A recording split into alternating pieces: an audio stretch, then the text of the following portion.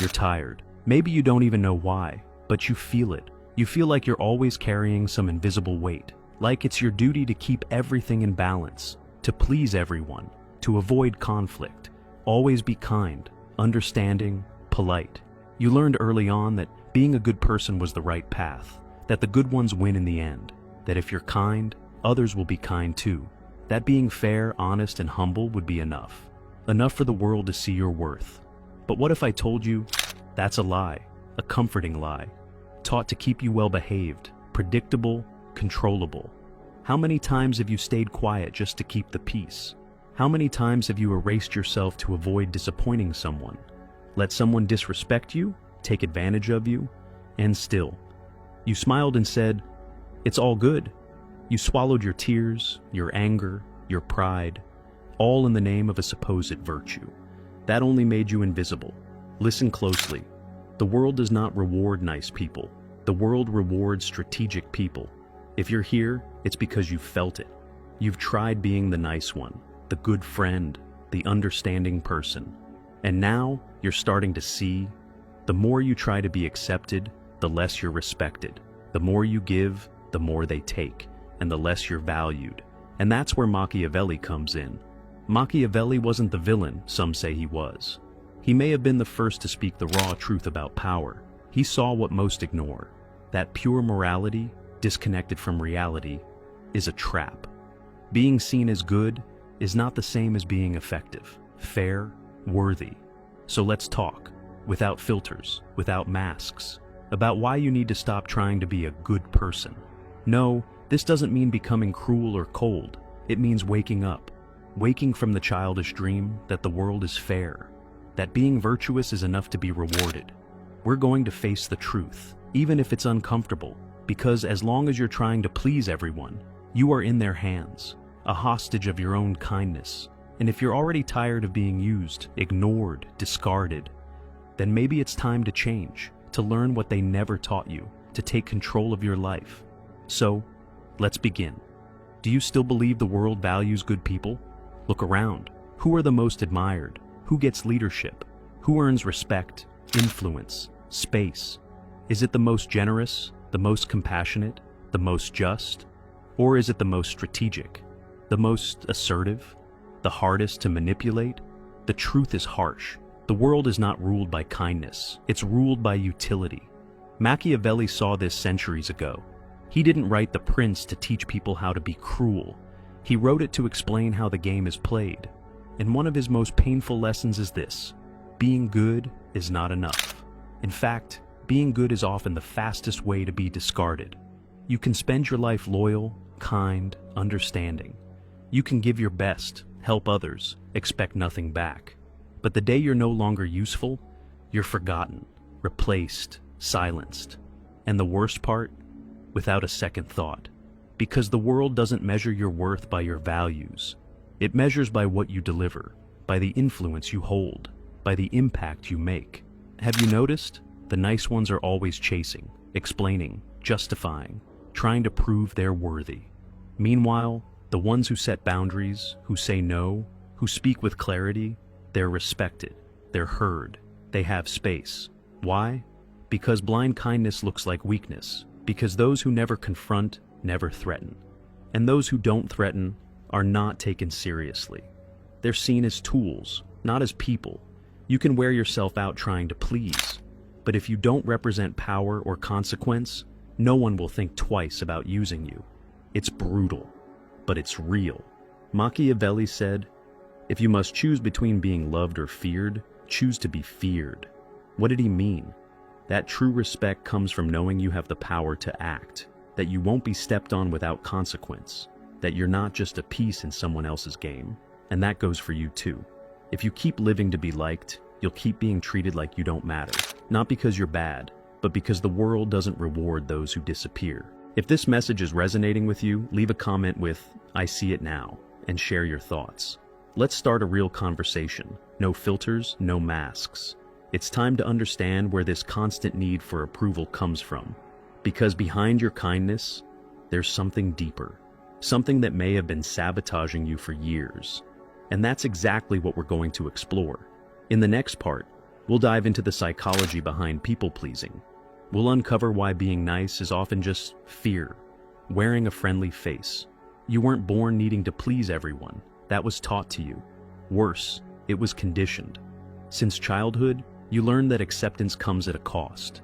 You had to give up parts of yourself, force smiles, swallow desires, silenced opinions, all just to be approved of. From "don't do that, it's not nice," to "be polite," to "don't talk back." You slowly shaped yourself to fit the mold others handed you, but no one ever warned you.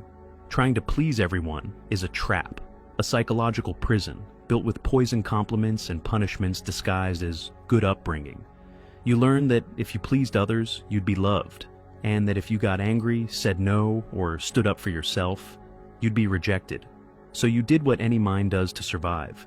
You adapted. The problem is, that adaptation became submission. Now, you don't know how to say no, without guilt. You feel responsible for others' happiness, even if it drains you. You get frustrated but keep it hidden, disappointed but you forgive too fast. You wear yourself out trying to maintain the image they expect from you. Not because it's who you are, but because you think it's what makes you safe. Here's a reality check. This isn't kindness, it's fear. Fear of rejection. Fear of not being loved. Fear of being seen as bad. Fear of being yourself, with needs, with limits, with a voice. And this fear has shaped you into someone who sabotages themselves. Someone hiding behind behaviors that look good, but feel hollow. You call it empathy. But it's fear of conflict. You call it understanding. But it's fear of abandonment. You call it kindness. But it's fear of not being enough. Your kindness is a mask, an unconscious defense to avoid the pain of being rejected. But this mask comes at a high cost. It suffocates your authenticity, your strength, your dignity.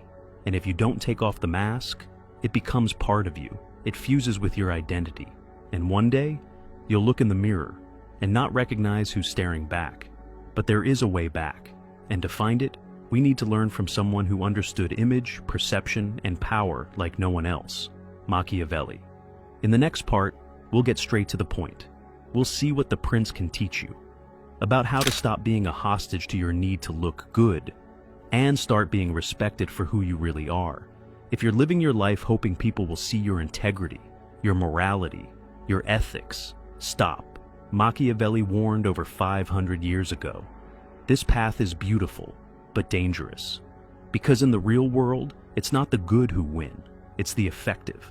And to be effective in life, you need more than good intentions. You need strategy. You must understand.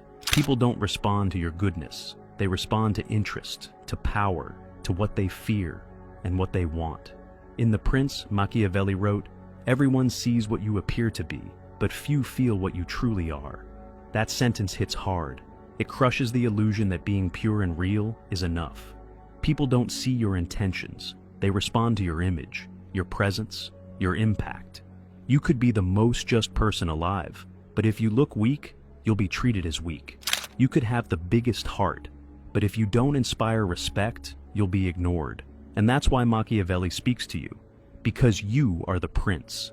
Anyone who wants control over their life must stop being naive. They must appear virtuous when it's useful, and be strategic when it matters. Machiavelli said the prince must know how to use the nature of the animal well, to be a fox, seeing hidden traps, and a lion, commanding fear. This metaphor is brutally true. The fox is clever, silent. It sees what others miss. The lion, its presence, its power. It makes others hesitate. Machiavelli never said be one or the other. He said, be both. Be wise enough to spot manipulation, and strong enough to make people think twice before testing you. You want respect? Then understand this. The virtue Machiavelli speaks of isn't what the moralists preach. It's not passivity. It's not self-erasure. It's real virtue, a mix of courage, intelligence, and self-control. It means acting with coldness when it's necessary. It means understanding that sometimes appearing cruel is the only way to keep order, not out of malice, but out of wisdom. Here's another quote from Machiavelli. "A man who wishes to act in all circumstances like a good man is doomed to ruin among so many who are not good. And you know this. You've been that man. You've tried to be good in every situation. And what did you get in return? Abuse, silence, injustice. People do not play fair. And if you keep pretending they do, you will always lose.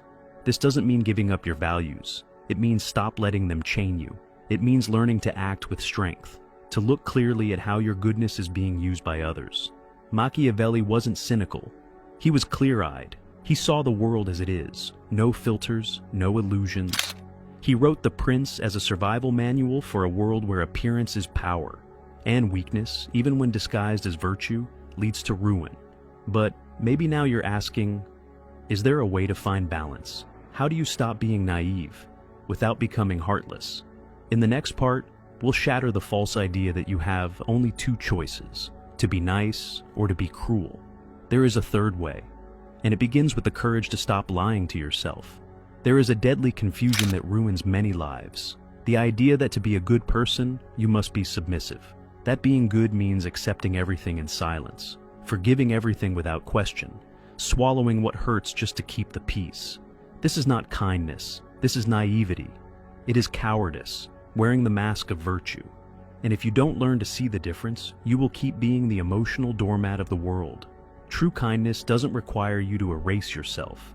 It requires awareness, clarity, choice. The being good does not mean being the smiling fool, always available, always cheerful, always giving to people who wouldn't lift a finger for you. That's not kindness, that's self-abandonment. It's emotional dependency wrapped in morality. Naivety believes others will treat you with the same heart you have. Naivety believes the world is fair, that if you have integrity, others will see it and respect it. Naivety expects gratitude, reciprocity, consideration, and it lives constantly disappointed, because it projects nobility onto people who have none. True kindness is different. It's firm. It knows how to say no. It knows when to walk away. It understands that not everyone deserves your best. And giving your best to the wrong people isn't generosity. It's waste. You can be just. You can be compassionate. You can live with integrity and still be feared, still be respected. You can be someone who commands presence, who knows what they accept and what they will never tolerate. Machiavelli, though often seen as cruel, did not hate virtue. He hated naivety. He knew that in a world of predators, kindness without strength is just fresh meat in the jungle. So now ask yourself, is your kindness protecting you or exposing you? Is it making you stronger or quietly destroying you? Because if your idea of being good means swallowing injustice, accepting crumbs, blaming yourself for feeling anger, then you're not being good, you're being dominated. But there is an antidote. There is a middle ground where you don't lose your essence, but you stop kneeling for scraps, where you act with courage, with clarity, with emotional intelligence. And in the next part, we'll explore exactly how to find this place. We'll talk about how to stop being nice without becoming cruel, and finally take control of your life without betraying yourself. Because many people, when they wake up to their own submission, fall into a dangerous trap. They think they have to become cold, harsh, unfeeling. They go from being too soft to being too hard. This is the rebound effect.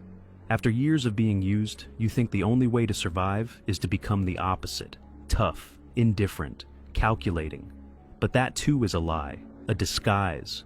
Because when you kill your essence to protect yourself, you're not strong, you're in denial. That's not power, it's trauma in costume. Real freedom begins when you learn to be whole, when you stop living for others and start living with yourself. It's not about being good or bad, it's about being real, about looking in the mirror and knowing you can be kind, but never again passive. You can be compassionate, but never again permissive. You can offer your hand, but you will never again beg to be seen. So, how do you stop being nice without betraying who you are? First, understand this. Your voice matters. You've been conditioned to believe that setting boundaries, speaking up, or disagreeing makes you selfish. But that's a lie. Selfishness is expecting you to stay silent while others speak over you. Dignity is saying, I don't accept this. Self-respect is knowing when enough is enough. Second, practice saying no. There's nothing more freeing. It doesn't have to be loud. It doesn't need to come with anger. A calm, firm, non-negotiable no carries more power than 1,000 justifications. Because it signals something vital. You have limits, and people with limits are respected. Those without them, they are exploited. Third, pay attention to who's bothered by your change. These people are your mirror. When you stop being submissive and they call you selfish, different, distant, it's because your silence served them, and your strength breaks the contract they counted on. It's uncomfortable for them. But don't be fooled. That discomfort means you're growing. Fourth, stop trying to be understood by everyone. Not everyone will understand your evolution, and that's okay. You owe no loyalty to the image they built of you. Your loyalty is to your truth, to your peace, to your emotional well-being. Fifth, replace the need for approval with a commitment to authenticity. You may disappoint a few people, but you'll earn the respect of those who matter. More importantly, you'll start to respect yourself, and that kind of respect, no one can take it from you. Machiavelli didn't write to teach cruelty. He wrote to end naivety. And the greatest naivety is believing that kindness alone earns respect. It doesn't. Being nice is not enough. It takes courage to walk away from being the pleaser. It takes strength to be fully yourself, without asking for permission. But we're not done yet, because now comes the real choice, the one that will define your future. Will you keep sabotaging yourself, or will you take control of your life? Let's be honest now. How long will you keep playing the nice guy? How long will you keep sacrificing your energy, your voice, your dignity, just to maintain a version of yourself that was never yours to begin with? Do you think this is virtue? That this is nobility? Number, this is prison, a psychological prison, an emotional prison, a cell decorated with compliments, where you're rewarded for being harmless, predictable, and easy to control. But here's the truth. No one says out loud. No one is coming to free you. No one is going to thank you for your sacrifices. No one is going to hand you the respect you deserve. As long as you're willing to be used, there will always be someone ready to use you. This isn't pessimism, it's reality. And reality doesn't care about your good intentions. You can keep being society's version of a good person, patient, understanding, always saying yes. But if you do, prepare for a life of resentment, a life of bitterness, a life of being unseen. Or you can wake up. You can decide that your kindness will no longer be a leash, that you will act with intention, with clarity, with strength, that you will choose when to be generous, and who is worthy of that gift, that you will no longer give what you do not receive, that you will stop begging for approval like a dog begging for affection. Because the truth is simple. The world respects those who respect themselves, and you. You will only be free when you stop asking for permission to exist. So, let me ask you something. When was the last time you said no, without guilt? When was the last time you chose yourself, without apology? When was the last time you did something just for you, without asking who it might upset? If you're feeling something now, that's the spark. That's the truth trying to wake you up. The journey is not over. It's only just begun.